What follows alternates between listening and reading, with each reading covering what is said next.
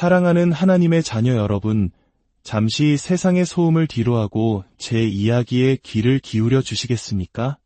지금 이 순간 여러분의 삶에 관한 놀라운 소식을 전해드리고자 합니다. 만약 바로 지금 이 순간에 하늘의 법정에서 당신의 운명이 새롭게 기록되고 생명책에 적힌 당신의 직함이 영원히 바뀌었다고 말씀드리면 어떻게 하시겠습니까? 이것은 단순한 상징이나 과장이 아닙니다. 이것은 살아 숨쉬는 거룩한 현실입니다. 방금 영원의 가장 높은 곳에서 당신의 이름이 불렸고 단 한 번의 붓질로 당신의 사명이 영원히 전환되었습니다. 이 메시지가 여러분의 마음에 깊은 울림을 준다면 하나님의 은혜가 필요한 다른 영혼들에게도 이 이야기를 공유해 주십시오. 좋아요와 구독을 통해 이 귀한 말씀이 더 널리 퍼지도록 돕는 것 또한 보이지 않는 곳에서 행하는 귀한 사역의 일부가 될 것입니다. 주님의 이름으로 여러분의 삶에 평안과 축복이 가득하기를 기도합니다. 혹시 자신의 삶을 돌아보며 나는 과연 누구의 이야기를 살고 있는가? 라고 자문해 본 적 없으십니까? 주위의 모든 사람들은 당신이 들을 수 없는 리듬에 맞춰 춤을 추는 것 같고 그 속에서 당신은 홀로 외딴 섬처럼 느껴졌을지 모릅니다. 하지만 당신의 영혼 가장 깊은 곳에서는 언제나 알고 있었을 것입니다. 당신은 무언가 더 위대한 것을 위해 세상에 태어났다는 사실을 말입니다. 만약 당신이 여전히 이 음성을 듣고 있다면 그것은 우연이 아닙니다. 그것은 하나님의 완벽한 계획, 거룩한 조율입니다. 이 순간의 무게가 영혼에 느껴진다면 당신은 지금 영혼과 맞닿아 있는 것입니다. 하지만 당신의 마음을 떠나지 않을 질문이 하나 있습니다. 왜 하나님은 바로 지금 당신에게 이 새로운 직함을 주셨을까요? 그리고 만약 당신이 이 부르심을 외면한다면 그 대가는 무엇일까요? 잠시 후 당신은 하늘이 당신에게 무엇을 하라고 부르고 있는지 분명히 깨닫게 될 것입니다. 당신은 기억할 수 있는 아주 오래전부터 영혼의 무언가를 지니고 살아왔습니다. 그것은 때로는 무거운 짐처럼, 때로는 밝은 빛처럼, 혹은 거룩한 모순처럼 느껴졌을 것입니다. 당신은 남들과는 다른 방식으로 생각하고 더 깊이 느끼며 다른 이들은 결코 이해할 수 없는 방식으로 기쁨과 슬픔을 감내해왔습니다. 마치 당신의 심장이 세상 대부분의 사람들이 들을 수 없는 특별한 주파수에 맞춰져 있는 것처럼 말입니다. 아무리 세상의 흐름에 군중의 리듬에 섞여보려 애썼지만 당신은 결국 물살을 거슬러 올라가는 자신을 발견했을 것입니다. 그것은 당신을 위한 길이 아니었기 때문입니다. 이것은 망상이 아닙니다. 약점도 설계의 결함도 아닙니다. 이것은 바로 인호, 즉 하나님의 소유라는 증표입니다. 왕이 자신의 인장 반지를 뜨거운 밀랍에 찍어 소유권을 증명하듯 하나님께서 당신의 영혼에 그분의 소유임을 새기신 것입니다. 당신이 느끼는 그 무게감은 당신을 짓누르기 위함이 아니라 거친 폭풍우가 몰아칠 때 당신을 굳건히 붙들어 매는 닭과 같습니다.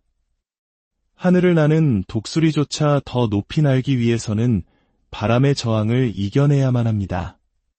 성경은 이 진리를 예레미야 1장 5절에서 이렇게 증언합니다. 내가 너를 모태에 짓기 전에 너를 알았고 내가 배에서 나오기 전에 너를 성별하였노라. 당신은 이 세상이라는 시스템의 오류가 아닙니다. 오히려 당신의 존재 자체가 이 시스템이 불완전하다는 살아있는 증거입니다. 어쩌면 세상이 당신에게 불편함을 느끼는 가장 큰 이유는 당신이 세상이 정해놓은 틀 안에 자신을 축소시키기를 거부하기 때문일 것입니다. 당신이 그토록 벗어나고 싶었던 그 불편함이 실은 당신의 운명으로 들어가는 문이었다면 어떠시겠습니까? 세상은 당신을 가두기 위해 견고한 상자를 만듭니다. 규칙, 직함, 정의라는 좁은 틀을 만들어 당신이 그 안에 맞도록 몸을 구부리고 뒤틀기를 요구합니다. 이 상자들은 유리 감옥과 같아서 사람들이 당신을 볼 수는 있지만 당신이 가진 잠재력을 온전히 펼치지 못하도록 가두어 버립니다.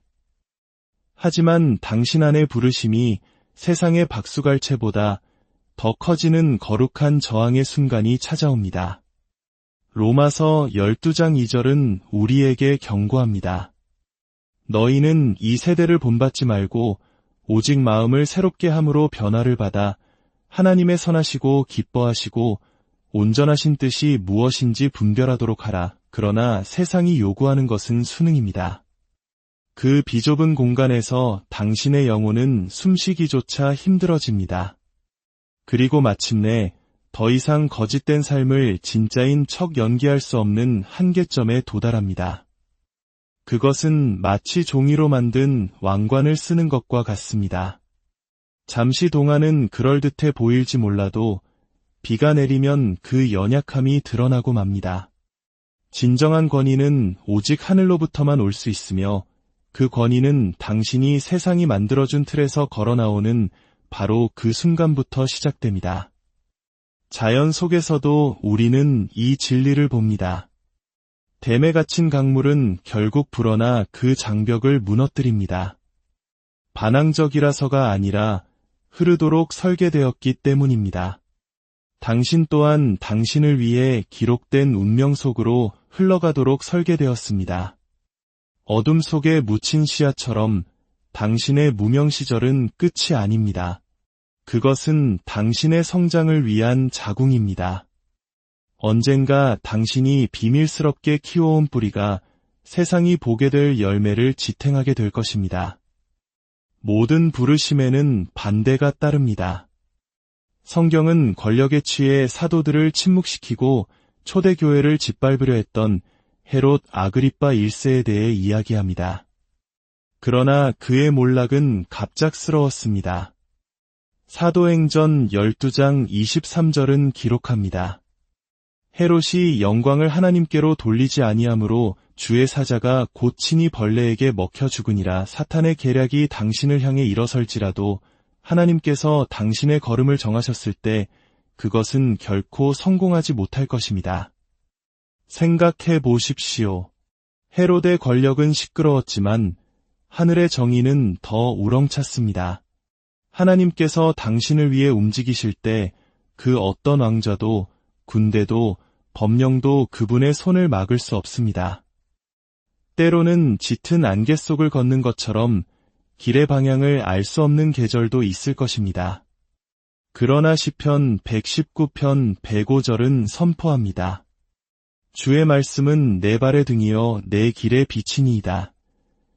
어둠 속에서도 당신의 발걸음은 인도되고 있습니다. 때로 그 빛은 여정 전체가 아닌 바로 다음 한 걸음만을 비출지 모릅니다. 하지만 그것으로 충분합니다. 밤바다를 항해하는 선장처럼 당신은 주어진 빛에 의지하여 나아갑니다. 보이지 않는 해안이 나타날 것을 믿으며 말입니다.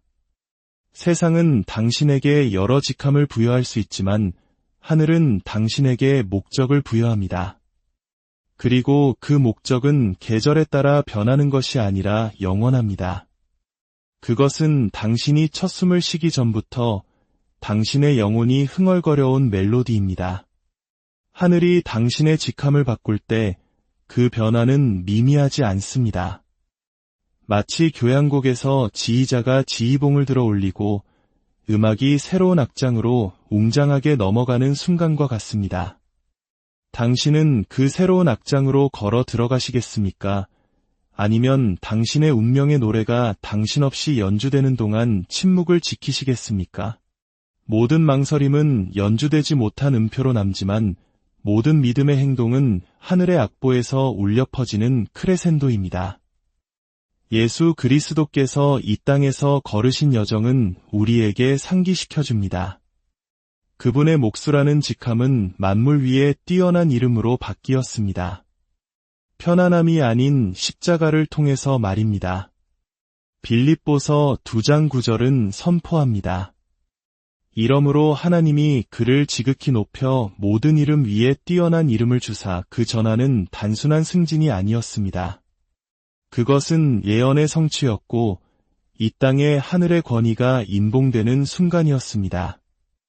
만약 그분에게 그러한 대가가 요구되었다면 우리의 여정이 그보다 덜할 것이라 기대할 수 있겠습니까? 지금이 바로 당신이 일어나 하늘이 당신에게 선포한 권위 안에 설 때입니다. 거짓된 이름표들은 떨어져 나가고 있습니다. 잠겨 있다고 생각했던 문들이 활짝 열리고 있습니다. 그리고 하늘의 책에 당신의 삶 위에 기록된 그 직함이 당신을 앞으로 부르고 있습니다.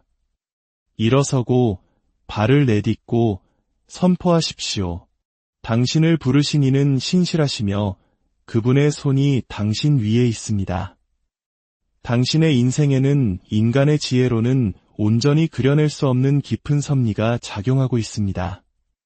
보이지 않는 손이 모든 순간과 지연, 심지어 돌아가는 길까지도 세심하게 배열하고 있습니다. 그것은 마치 바다 표면에서는 보이지 않지만 거대한 운명의 대륙을 옮길 만큼 강력한 심해의 해류와 같습니다. 어릴 적부터 당신은 당신에게 속하지 않은 각본에 의해 길들여졌습니다. 질문 없이 순종하고 영혼이 외치고 싶을 때 침묵하도록 배웠습니다. 명석함보다는 수능을 측정하는 성적을 얻고 목적보다는 월급을 위해 일하며 앞으로 나아가지 못하고 제자리만 맴도는 쳇바퀴처럼 청구서를 지불하는 삶을 살았습니다. 이것이 바로 꿈꾸는 자들이 어리석다고 치부되는 세상의 반복고리입니다. 하지만 하나님의 자녀인 당신은 어리석지 않습니다. 당신은 조율되어 있습니다. 시편 139편 16절은 말합니다. 내 형질이 이루어지기 전에 나를 주의 눈이 보셨으며 나를 위하여 정한 날이 하나도 되기 전에 주의 책에 다 기록이 되었나이다. 당신이 지닌 그 예민함은 약점이 아닙니다. 그것은 다른 사람들이 놓치는 신호를 포착하는 거룩한 안테나입니다. 폭풍이 오기 전에 대기의 변화를 감지하고 친구가 고통을 말하기 전에 목소리에 담긴 조용한 한숨을 듣습니다. 숲속의 작은 바스락거림에도 고개를 드는 사슴처럼 당신은 다른 이들이 간과하는 것들을 인지합니다. 물론 그 인지 능력 때문에 때로는 외로움을 느낄 수도 있지만 그것이 또한 당신의 가장 큰 보물입니다. 어쩌면 당신의 고립은 벌이 아니라 준비 과정이었을지 모릅니다. 당신이 지금 이 말을 듣고 있다는 사실 자체가 당신 안에 무언가가 깨어나고 있다는 증거입니다. 마치 오래전 당신의 영혼이라는 어두운 토양에 묻혔던 씨앗이 마침내 껍질을 깨고 나오기 시작하는 것과 같습니다. 괜찮지 않은데도 괜찮은 척하는 것에 당신의 내면은 이제 지쳤습니다. 그 불안은 절망의 원인이 아니라 당신의 변화의 계절이 가까웠다는 증거입니다. 잠을 자도 당신의 마음은 밤새 마라톤을 하고 고요히 앉아 있어도 심장은 말하지 못한 부담감으로 요동칩니다. 겉으로 보기에 당신의 삶은 안정적으로 보일지 모릅니다.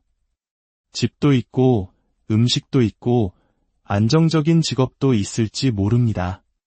하지만 마음 깊은 곳에서는 무언가 잘못 정렬되어 있다는 느낌을 지울 수 없습니다.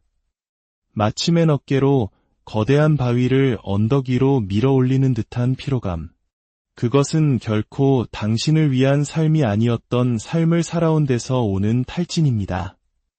이사야서 30장 21절은 말합니다.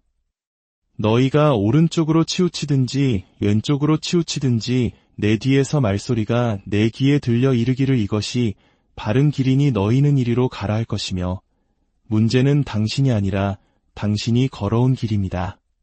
당신은 다른 사람들이 만든 길, 당신의 운명을 지탱하기 위해 만들어지지 않은 가치들로 형성된 길을 걸어왔습니다.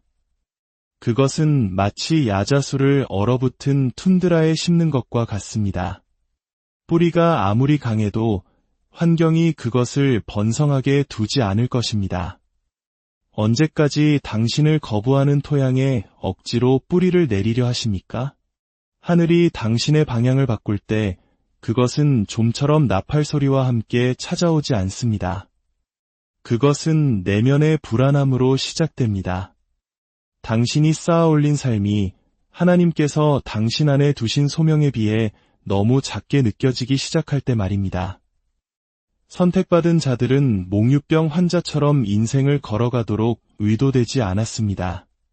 그들은 두 눈을 크게 뜨고 인간의 손으로 짓지 않은 왕국의 빛을 품고 걷도록 부름받았습니다. 그러니 이제 다른 누군가를 위해 만들어진 길에서 벗어나십시오. 발의 먼지를 털어내고 하늘이 예비한 지평선을 향해 시선을 고정하십시오. 당신의 발이 당신의 소명과 일치하는 길을 찾을 때 그 지긋지긋한 피로감은 사라질 것입니다. 당신의 영혼은 더 이상 자유롭지 못했던 족쇄를 거부합니다. 갈라디아서 5장 1절은 우리에게 상기시켜줍니다. 그리스도께서 우리를 자유롭게 하려고 자유를 주셨으니 그러므로 굳건하게 서서 다시는 종의 멍에를 매지 말라. 이 종의 멍에는 쇠사슬이 아닙니다. 그것은 수능에 보상하고 거룩한 저항을 벌하는 더 교묘한 종류의 심리적 조건화입니다. 어쩌면 진짜 감옥은 안전해 보이지만 침묵 속에서 당신의 영혼을 갉아먹는 바로 그 삶일지 모릅니다. 물리학에서 공명은 두 주파수가 일치하여 서로를 증폭시킬 때 일어납니다. 당신의 영혼이 힘겨워하는 이유는 하늘이 부여한 주파수로 진동하고 있지만 당신의 일상은 이질적인 것에 맞춰져 있어 영혼을 갉아먹는 불협화음을 만들어내기 때문입니다. 로마서 8장 19절은 말합니다. 피조물이 고대하는 바는 하나님의 아들들이 나타나는 것이니 창조세계 자체가 당신이 제자리로 돌아오기를 기다리고 있다면 당신은 얼마나 더 지체하시겠습니까? 영혼이 깨어나기 시작하면 모든 거짓된 것들이 무너지기 시작합니다. 영원할 것 같았던 구조물들이 지진을 만난 비계처럼 흔들립니다. 붕괴는 위험하게 느껴지지만 그것은 또한 당신이 맛보는 첫 자유입니다. 낡은 건축물이 무너져야만 하늘이 당신을 위해 보관해온 청사진을 엿볼 수 있습니다. 지금 이 순간은 마치 챔피언십 경기의 하프타임과 같습니다. 관중은 숨을 죽이고 선수들은 조용한 라커룸으로 물러납니다. 점수판이 최종 결과가 아닙니다. 전략은 다시 쓰이고 있고 진정한 승리는 아직 오지 않았습니다. 이사야서 43장 19절은 이 진리를 되새깁니다. 보라, 내가 새 일을 행하리니 이제 나타낼 것이라 너희가 그것을 알지 못하겠느냐. 당신은 지금 하늘이 당신에게 유리하게 경기를 바꾸고 있는 거룩한 휴식 시간에 있습니다.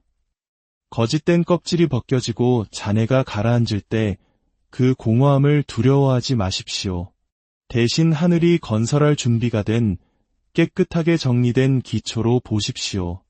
내면으로의 여정은 쉽지 않겠지만 그것은 온전히 당신의 것이 될 것입니다. 빌립보서 1장 6절은 약속합니다. 너희 안에서 착한 일을 시작하신 이가 그리스도 예수의 날까지 이루실 줄을 우리는 확신하노라. 이제 일어나십시오. 당신이 기다리는 매일매일은 청사진이 건설되지 않은 채 방치되는 또 다른 하루일 뿐입니다. 시간은 바로 지금입니다. 땅은 준비되었습니다. 그리고 하늘의 건축가는 이미 연장을 들었습니다. 만약 따라야 할 규칙이 없다면 나는 진정으로 내 인생에서 무엇을 할 것인가? 이 질문은 현상 유지에 위험합니다. 왜냐하면 당신의 영혼은 이미 그 답을 알고 있기 때문입니다. 당신은 그것을 억누르고 일정과 의무, 다른 사람들의 기대 아래 묻어버리려고 할 수 있습니다. 하지만 그것은 돌을 뚫고 나오려는 씨앗처럼 계속해서 이로 솟아오를 것입니다. 당신이 그 답을 존중할 때까지 공허함은 텅 빈 방의 메아리처럼 남을 것입니다. 당신이 느끼는 그 허기는 영혼의 굶주림, 즉 어떤 모조품으로도 잠재울 수 없는 진리, 목적, 의미에 대한 갈망입니다. 당신은 단순히 세월을 살아남기 위해 창조된 것이 아닙니다. 당신은 그 세월을 영원한 무게로 채우기 위해 보내졌습니다. 그리고 일시적인 성공은 신성한 목적을 위해 파여진 공간을 결코 채울 수 없습니다. 당신의 영혼은 속지 않습니다. 직함이나 박수갈채, 낯선 사람들의 덧없는 인정에는 관심이 없습니다. 영혼은 본질을 원합니다. 당신의 삶의 소리가 하늘의 설계와 조화를 이루는 소리를 갈망합니다. 그 조화가 발견될 때까지 다른 모든 것은 소음처럼 느껴질 것입니다. 하늘은 당신을 위해 새겨진 길이 있으며 당신의 영혼이 고향이라 부르는 곳을 향한 영혼의 대이동이 있습니다. 이 부름을 외면하고 과거가 당신에게 준 이름으로 계속 살아가시겠습니까? 아니면 하늘이 당신을 부르는 그 이름에 응답하시겠습니까? 당신은 군중 속 또 다른 그림자가 되기 위해 이곳에 보내진 것이 아닙니다. 당신이 섞이려고 노력할수록 당신은 더욱 어울리지 못한다고 느낄 것입니다. 마치 고요함 속에 갇힌 강물처럼 바다로 흘러가지 못하고 고여 썩어가는 물과 같습니다. 그리고 어느 날 살지 못하는 고통이 당신의 부르심으로 발을 내딛는 두려움을 능가하게 될 것입니다. 각성은 시적인 표현이 아닙니다. 그것은 날 것 그대로의 파괴적인 사명입니다. 그것은 씨앗이 땅속에서 껍질을 깨고 흙의 무게에 저항하며 연약한 줄기를 위로 뻗는 순간입니다. 로마서 13장 11절은 말합니다. 자다가 깰 때가 벌써 되었으니 이는 이제 우리의 구원이 처음 믿을 때보다 가까웠음이라. 그 각성은 부드럽지 않습니다. 그것은 당신을 흔들고 불안하게 만듭니다. 깨어난다는 것은 수년 동안 피해왔던 것을 직면하는 것이기 때문입니다. 그것은 환상을 벗겨내고 당신을 미지의 세계로 불러냅니다. 새로운 땅에 도달하기 위해 안전한 항구를 떠나야 하는 선원처럼 파도가 당신을 시험하겠지만 그것은 또한 당신을 진정한 지평선으로 더 가까이 데려갈 것입니다. 작고 평범해 보이는 목자들이 인류의 역사를 재정의한 그리스도의 탄생을 목격하도록 선택되었습니다. 스가랴 4장 10절은 묻습니다. 작은 일의 날이라고 멸시하는 자가 누구냐? 하늘은 언제나 세상이 작다고 부르는 것을 가지고 영원한 것을 드러내는데 전문이었습니다. 당신의 삶은 오직 당신만이 송출할 수 있는 주파수를 가지고 있습니다. 당신의 모든 의식적인 선택, 마음에서 흘러나오는 모든 말, 당신이 세상에 풀어놓는 모든 친절과 진실의 행동은 보이지 않는 현실의 구조를 통해 퍼져나가는 잔물결이 됩니다. 세상은 진실에 굶주려 있습니다. 사람들은 가면과 연습된 연설, 실체 없는 공허한 약속에 지쳤습니다. 그리고 흠이 있고 빛나고 상처받았지만 여전히 서 있는 당신은 희귀한 것, 바로 진정성을 지니고 있습니다. 당신은 결코 혼자가 아니었습니다. 가장 어두운 밤에도 침묵이 숨막히게 느껴질 때도 모든 기도가 천장에 부딪혀 되돌아오는 것 같다고 두려워했을 때도 말입니다. 신명기 31장 6절은 약속합니다. 그는 너를 떠나지 아니하시며 버리지 아니하실 것임이라. 당신을 버려둔 것 같았던 바로 그 순간들이 실은 신뢰를 위한 훈련의 장이었다면 어떠시겠습니까? 세상에 숨겼던 눈물이 하나님의 손에서 보석처럼 헤아려지고 있었다면 어떠시겠습니까? 당신은 인도받고 있었습니다. 인생에는 거꾸로 보아야만 이해되는 계절들이 있습니다. 복잡한 테피스트리의 뒷면에서는 그 디자인을 볼 수 없는 것처럼 돌아보면 최악의 순간들조차 이상하게 숨겨진 자비로 가득 차 있었음을 깨닫기 시작합니다. 시편 34편 18절은 말합니다. 여호와는 마음이 상한 자를 가까이 하시고 충심으로 통회하는 자를 구원하시는도다. 당신과 함께했던 그 임재는 여러 이름으로 불립니다. 하나님, 근원, 임재. 그러나 그것은 항상 변함이 없었습니다. 그런데 왜 우리는 침묵을 부재로 혼동하는 것일까요? 때로는 침묵이야말로 귀 기울이시는 하나님의 증거일 수 있는데 말입니다. 하늘 법정에서 무언가 바뀌었습니다. 어린 양의 생명책에 기록된 당신의 이름 옆에 이제 새로운 직함이 붙었습니다. 그것은 영적 세계가 폭풍 전 대기압의 급격한 변화처럼 느낄 수 있는 계급의 상승입니다. 이것은 상징적인 아첨이 아닙니다. 당신 운명의 구조에 일어난 지각 변동입니다. 한때 당신 곁을 걷던 천사들은 이제 더 높은 직책을 지키는 것처럼 차렷 자세로 서 있습니다. 어둠조차 이를 주목합니다. 왕국에서의 권위는 단순한 이름표가 아니라 주파수이기 때문입니다. 그리고 선택받은 자여, 당신은 방금 더 높은 공명에 조율되었습니다. 하늘이 당신의 과제를 재조정했기 때문에 당신의 영혼 주위의 공기는 번개가 하늘을 가르기 직전처럼 팽팽한 긴장감으로 가득합니다. 이제 당신이 하는 모든 말은 보이지 않는 영역에서 더 큰 무게를 지니며 당신이 내딛는 모든 발걸음은 영적 전쟁터에 더 깊은 흔적을 남깁니다. 누가복음 10장 19절에서 주님은 말씀하십니다. 내가 너희에게 뱀과 정갈을 밟으며 원수의 모든 능력을 제어할 권능을 주었으니 너희를 해칠 자가 결코 없으리라. 그러나 이 권위는 고정되어 있지 않습니다. 하늘이 당신을 신실하다고 판단할 때 확장됩니다. 당신이 이겨낸 전투들이 바로 이 순간을 위해 당신을 준비시킨 훈련장이었다면 어떠시겠습니까? 당신의 고립의 모든 계절은 당신의 성품과 소명을 하나로 융합하여 더 이상 분리될 수 없게 만드는 용접 과정이었습니다. 하늘이 당신을 승진시킬 때 그것은 단지 의례적인 것이 아니라 전략적인 것입니다. 그것은 우주적인 체스 게임에서 핵심말을 움직여 여러 세대에 걸쳐 울려 퍼질 승리를 위해 당신을 배치하는 것과 같습니다.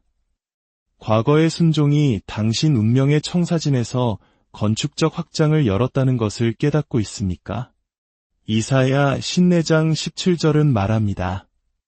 너를 치려고 제조된 모든 연장이 쓸모가 없을 것이라. 그러나 이제 당신의 계급이 높아졌으므로 그 연장의 강도 또한 강해질 것입니다. 원수는 위협이 되지 않는 자들에게 화살을 낭비하지 않습니다.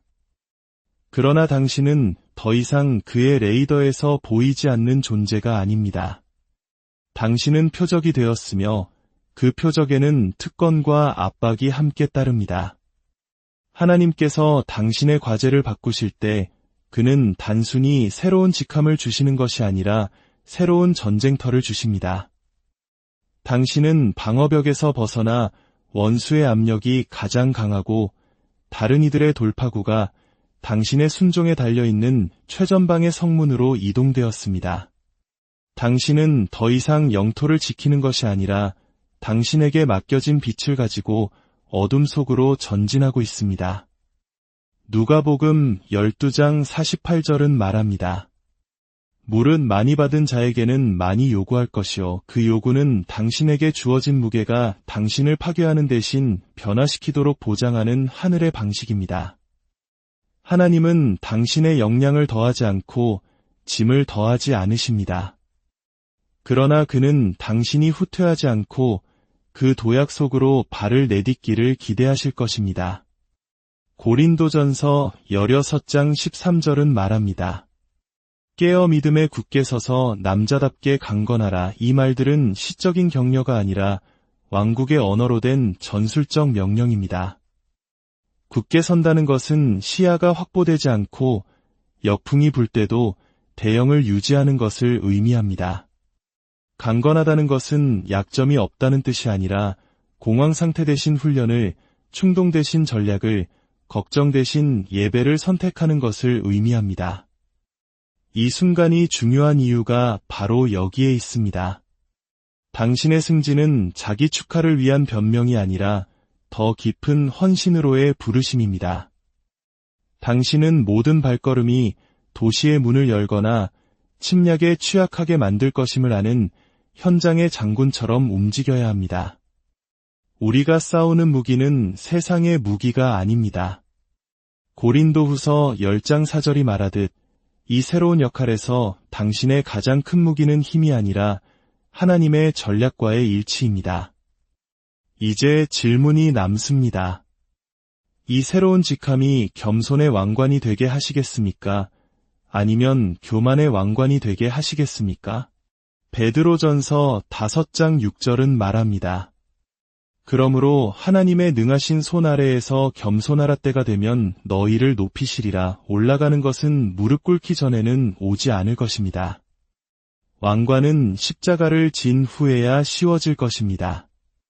그리고 명예는 야망이 아닌 순종 위에 세워질 때만 지속될 것입니다.